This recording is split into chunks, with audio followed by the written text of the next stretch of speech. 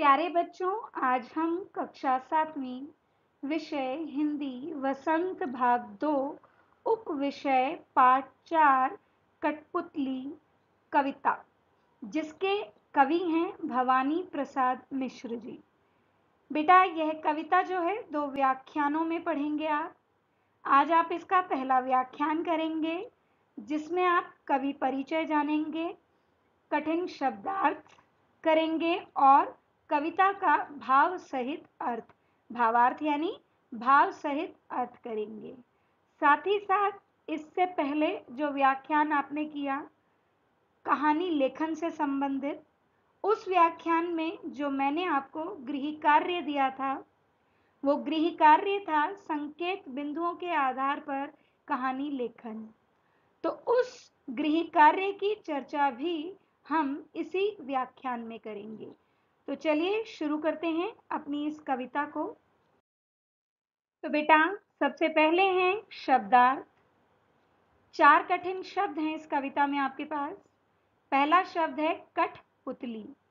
कठ मायने लकड़ी और पुतली मायने गुड़िया। काठ की पुतली या गुड़िया। काठ मायने लकड़ी की पुतली या गुड़िया। तो पहला शब्द हमने किया काठ की पुतली यानी कठपुतली। दूसरा शब्द पांवों यानी पैरों। पांवों मायने पैरों। तीसरा शब्द है छंद। छंद मायने विचार। छंद मायने विचार। चौथा शब्द है इच्छा। इच्छा मायने चाह, अभिलाषा, कामना।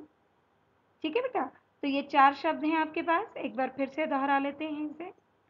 कठपुतली यानी काठ की पुतली। काठ का अर्थ होता है लकड़ी। काठ की पुतली या गुड़िया। लकड़ी की पुतली या गुड़िया। दूसरा शब्द पांवों, पैरों।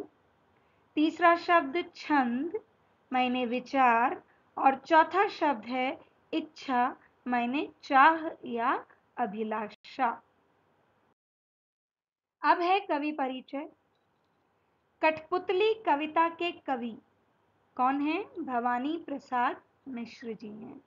कठपुतली कविता के कवि भवानी प्रसाद मिश्र जी हैं। इनका जन्म 29 मार्च, कब हुआ जन्म बेटा? 29 मार्च 1913 को गांव टिगरिया, गांव का नाम क्या है? टिगरिया, होशंगाबाद, मध्य प्रदेश में हुआ था। इनका जन्म कब हुआ? 29 मार्च 1913 को गांव टिगरिया, जो कि होशंगाबाद में है, और प्रदेश कौन सा? मध्य प्रदेश में हुआ। इनकी माता का नाम गोमती देवी और पिता का नाम पंडित सीताराम मिश्र था। माता का नाम गोमती देवी और पिता का नाम पंडित सीताराम मिश्र था। वे हिंदी के प्रसिद्ध कवि, प्रसिद्ध मायने जाने माने, फेमस कवि थे। साथ ही साथ वे गांधीवादी विचारक भी थे, यानी कि गांधी जी के विचारों से प्रेरित व्यक्ति भी थे। ठीक है। उनकी प्रमुख रचनाओं में गीत फरोश, चकित हैं दुख, गांधी पंचशती, बुनी हुई रस्सी, समर्पण और साधना आदि हैं। फिर से करते हैं इनकी रचनाएं। उनकी प्रमुख रचनाओं में गीत फरोश, चकित हैं दुख, गांधी पंचशती, बुनी हुई रस्सी, समर्पण और साधना आदि हैं। अभी हमने पढ़ा था वे गांधीवादी विचारक थे।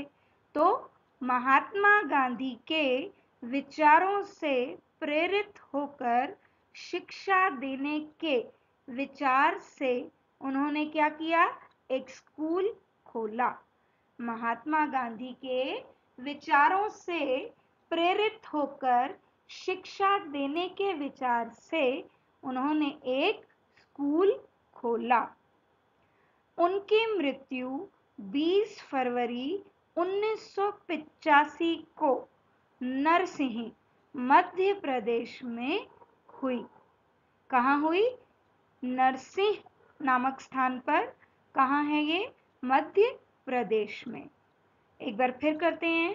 उनकी प्रमुख रचनाओं में गीत फरोश, चकित हैं दुख, गांधी पंचशती, बुनी हुई रस्सी, समर्पण और साधना आदि हैं।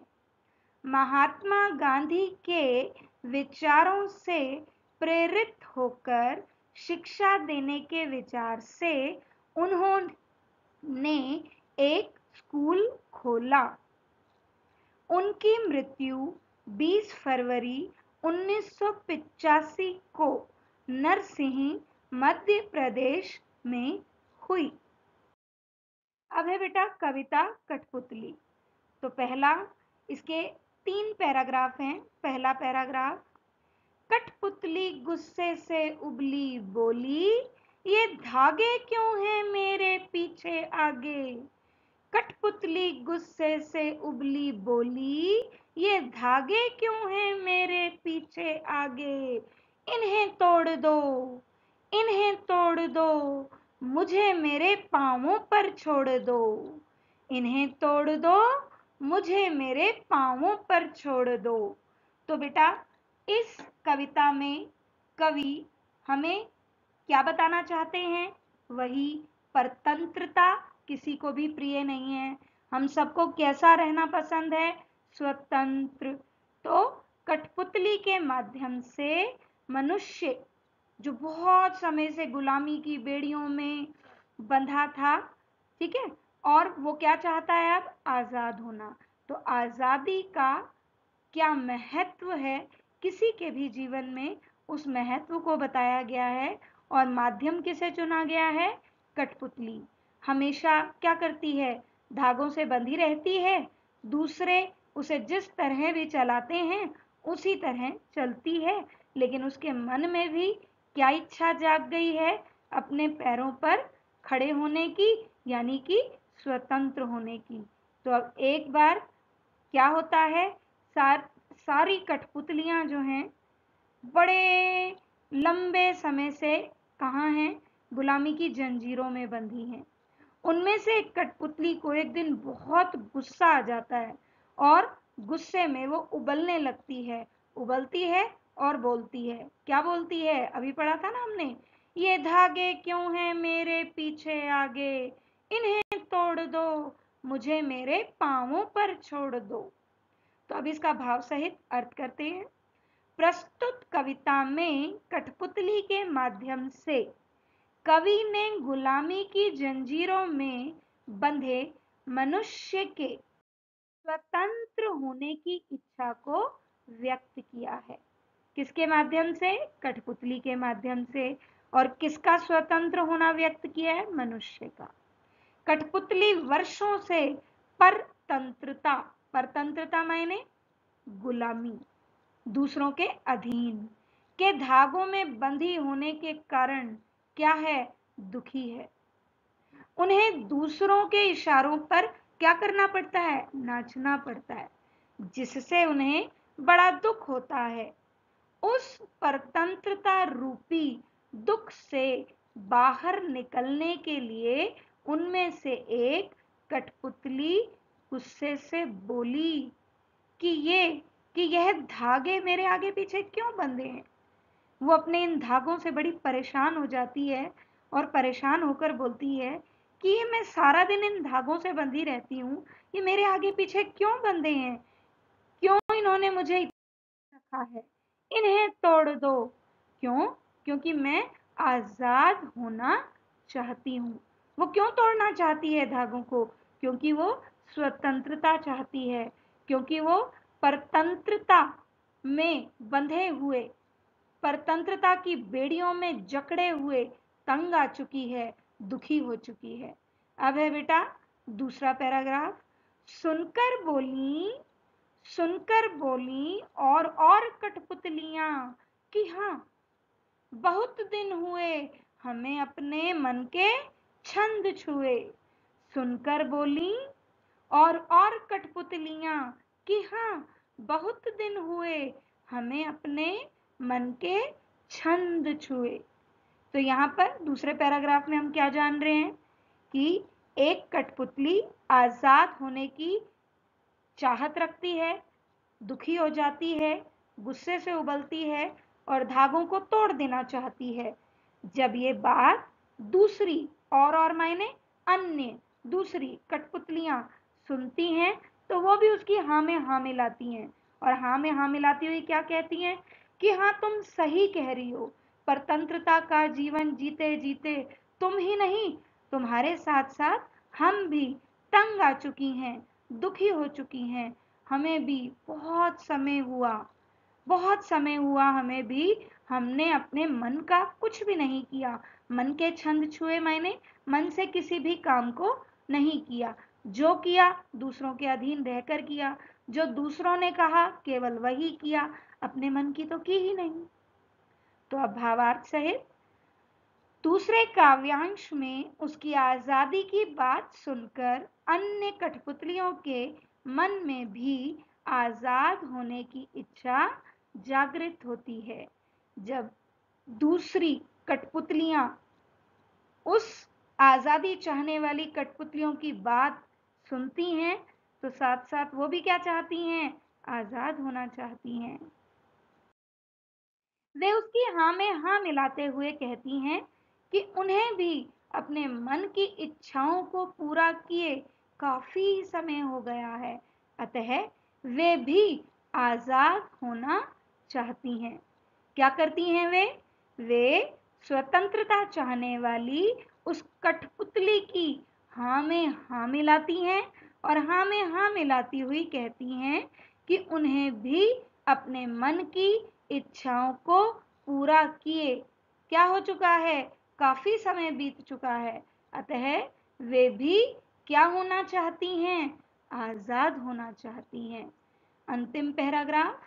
मगर पहली कठपुतली सोचने लगी, मगर पहली कठपुतली सोचने लगी, ये कैसी इच्छा मेरे मन में जगी। मगर पहली कठपुतली सोचने लगी, ये कैसी इच्छा मेरे मन में जगी। देखो बेटा, स्वतंत्रता ऐसे तो मिल नहीं जाएगी। स्वतंत्रता के लिए संघर्ष तो करना ही पड़ेगा, विद्रोह करना पड़ेगा और एक कठपुतली के विद्रोह करने से तो स्वतंत्रता हासिल नहीं होगी। जब सब मिलकर करेंगे विद्रोह तभी वो स्वतंत्र हो पाएंगे। अब पहली कठपुतली अपनी स्वतंत्रता की जिम्मेवारी तो लेती है, लेकिन जब वो ये सुनती है कि उसके साथ साथ दूसरी कठपुतलियां भी आजाद होना चाहती हैं तो वो सोच में पड़ जाती है कि क्या मैंने कोई फैसला जल्दबाजी में तो नहीं ले लिया? क्या मैं जो सोच रही हूं वैसा संभव है? क्या मैं विद्रोह कर सकती हूँ? क्या मैं आजाद हो सकती हूँ? तो उसके मन में जो है कई अनेकों सवाल आने लगते हैं कि फिर उसे इस बात के बारे में भी पता चलता है कि शायद उसने जो है आजादी की चाहत रखी और उस आजादी की चाहत को उसने जो फैसला है वो जल्दबाजी में कर लिया। कभी कभी क्या होता है, हम जीवन में जो कई फैसले हैं वो जल्दबाजी में ले लेते हैं, जिसके नतीजे में हमें कई बार परेशानियों का भी सामना करना पड़ता है। तो यहाँ भी अब कठपुतली क्या कर रही है? वो सोच रही है। भावार्थ में क्या लिखेंगे आप? तीसरे काव्यांश में अन्य कठपुतलियों की बात सुनकर आजादी चाहने वाली कठपुतली सोच में पड़ जाती है। वह सोचती है कि वह अभी बहुत छोटी है, वह अपनी आजादी की जिम्मेवारी तो उठा सकती है, लेकिन अन्य कठपुतलियों का बोझ उठाने में वह असमर्थ है। यानी कि केवल उसके विद्रोह से वो अपनी और अपनी अन्य कठपुतलियों की आजादी जो है प्राप्त नहीं कर सकती। तो अब वो अपने इस फैसले पर क्या करती है? सोच विचार करती है कि फिर सोच विचार करने पर उसे क्या पता चलता है कि शायद उसने जो है ये फैसला जल्दबाजी में ले लिया। बेटे, किसी भी फैसले को, जीवन का कोई भी फैसला जो है जल्दबाजी में नहीं लेना चाहिए।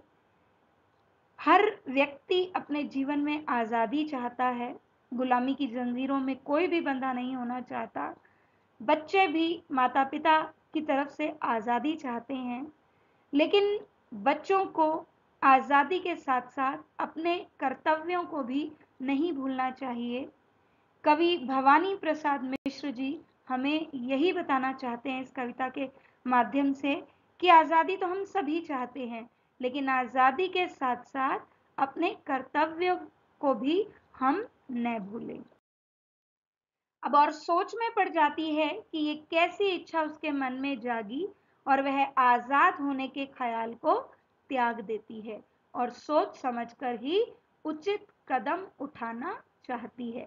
तो यही बात कवि जो है भवानी प्रसाद मिश्र जी हम मनुष्यों को समझाना चाहते हैं कि कठपुतली गुस्से में फैसला लेती है, वो आज़ाद होना चाहती है, आज़ादी के लिए विद्रोह करना चाहती है, लेकिन कुछ ही समय बाद उसे ये एहसास हो जाता है कि उसने जो फैसला लिया वो जल्दबाजी का फैसला था और उस फैसले के बारे में अब वो क्या करने लगती है, सोच विचार करने लगती है कि वो अपनी जिम्मेवारी तो ले सकती है स्वतंत्रता की, लेकिन दूसरी कठपुतलियां भी उसके साथ साथ आज़ाद होना चाहती हैं, तो वो उन सब की आज़ादी की जिम्मेवारी को नहीं उठा सकती। तो बेटा आपने ये कविता पढ़ी, अभी मैंने आपको बताया, फिर से बताती हूँ। कवि भवानी प्रसाद मिश्र जी हमें इस कविता के माध्यम से यह बताना चाहते हैं कि संसार में प्रत्येक मनुष्य आज़ादी चाहता है। हम भी आज़ादी चाहते हैं और आप बच्चे भी आज़ादी चाहते हैं, लेकिन आज़ादी का अर्थ ये नहीं है कि हम जो है अपने कर्तव्यों को भूल जाएं। आज़ादी का अर्थ ये भी नहीं है कि हम फैसले जो हैं क्रोध में, जल्दबाजी में लें। तो हमें जो है स्वतंत्रता का आनंद तो लेना चाहिए, लेकिन साथ ही साथ अपने कर्तव्यों का भी पालन करना चाहिए। तो हमने ये कविता पढ़ी। अब मैं आपको कुछ प्रश्नोत्तर गृह कार्य के लिए दे रही हूँ बेटा। ये जो गृह कार्य के प्रश्नोत्तर हैं, आप इसे अपनी रफ नोटबुक में लिखेंगे। अगले व्याख्यान में जब हम इनकी चर्चा करेंगे, फिर आपके पास उत्तर जो आप अपना मैच करेंगे, आपने सही लिखा या गलत, उसके बाद ही आप इसे जो है अपनी पक्की कॉपी यानी फेयर नोटबुक में लिख सकते हैं। तो पहला प्रश्न है, कठपुतली कविता के कवि का नाम लिखो। कठपुतली कविता के कवि का नाम लिखो। प्रश्न 2, कठपुतलियों के समक्ष क्या चुनौती थी? कठपुतलियों के समक्ष क्या चुनौती थी? तीसरा प्रश्न, दुख से बाहर निकलने के लिए एक कठपुतली ने क्या किया? दुख से बाहर निकलने के लिए एक कठपुतली ने क्या किया? प्रश्न संख्या 4, गुस्से से उबली। गुस्से से उबली, इसका क्या अभिप्राय है, क्या अर्थ है? पांचवा प्रश्न, पहली कठपुतली पर किसकी जिम्मेदारी आती है? पहली कठपुतली पर किसकी जिम्मेदारी आती है? तो बेटा ये 5 प्रश्न हैं जिनके उत्तर अभी आपने कविता सुनी, कविता को ध्यान से सुनिए। उसे ध्यान से सुनने के बाद इन 5 प्रश्नों के उत्तर अपनी रफ नोटबुक यानी कच्ची कॉपी में लिखिए। अब बढ़ते हैं अपने कहानी लेखन व्याख्यान के गृह कार्य की ओर। तो बेटा कहानी लेखन गृह कार्य में मैंने आपको संकेत बिंदु दिए थे। उन संकेत बिंदुओं के आधार पर आपको कहानी लिखनी थी। तो कहानी को मैंने शीर्षक दिया है ईमानदार लकड़हारा। क्या है शीर्षक? ईमानदार लकड़हारा। किसी गांव में एक गरीब लकड़हारा रहता था। किसी गांव में एक गरीब लकड़हारा रहता था। वह दिन भर जंगल में लकड़ियां काटता, उन्हें बेचता और उससे प्राप्त पैसे से परिवार का पालन पोषण करता था। वह ईमानदार और सज्जन था। एक दिन वह नदी के किनारे एक पेड़ के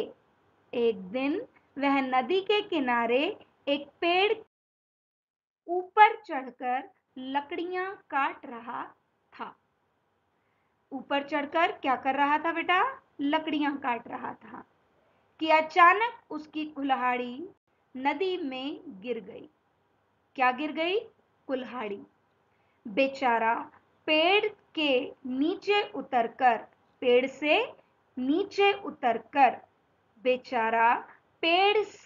नीचे उतरकर रोने लगा। नदी के देवता को उस पर दया आ गई। वे प्रकट हुए और पूछा, तुम क्यों रो रहे हो? लकड़हारे ने उन्हें प्रणाम किया और कहा, भगवान, मेरी कुल्हाड़ी पानी में गिर गई है। भगवान, मेरी कुल्हाड़ी पानी में गिर गई है। कुल्हाड़ी के बिना मैं अपने परिवार का पालन पोषण नहीं कर पाऊंगा। कुल्हाड़ी के बिना मैं अपने परिवार का पालन पोषण नहीं कर पाऊंगा। इतना सुनकर उन्होंने पानी में डुबकी लगाई। किन्होंने? देवता ने, पानी के देवता ने।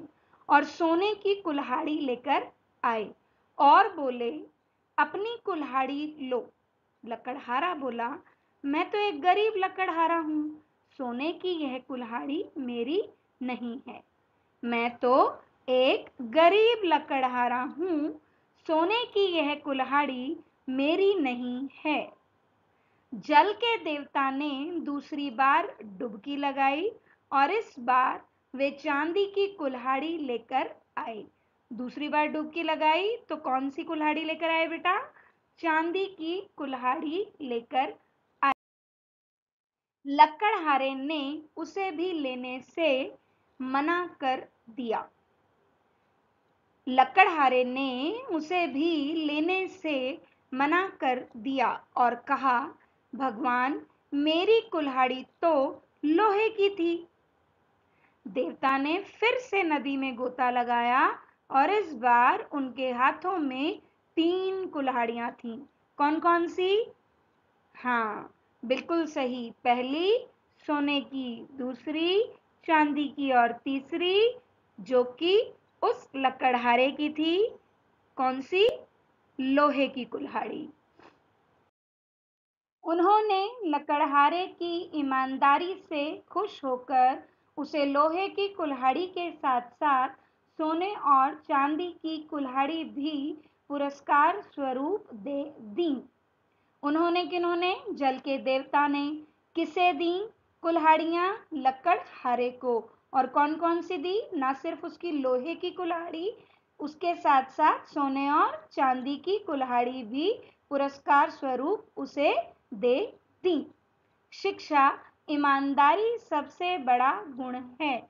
यहाँ पर लकड़हारे ने ईमानदारी दिखाई। उसने सोने की कुल्हाड़ी को प्राप्त करना नहीं चाहा, लालच नहीं दिखाई कि सोने की कुल्हाड़ी जल के देवता उसे दे रहे हैं तो वो उसे ले ले। और देखो परिणाम क्या निकला, तीनों ही कुल्हाड़ियां उसे जो हैं मिल गईं।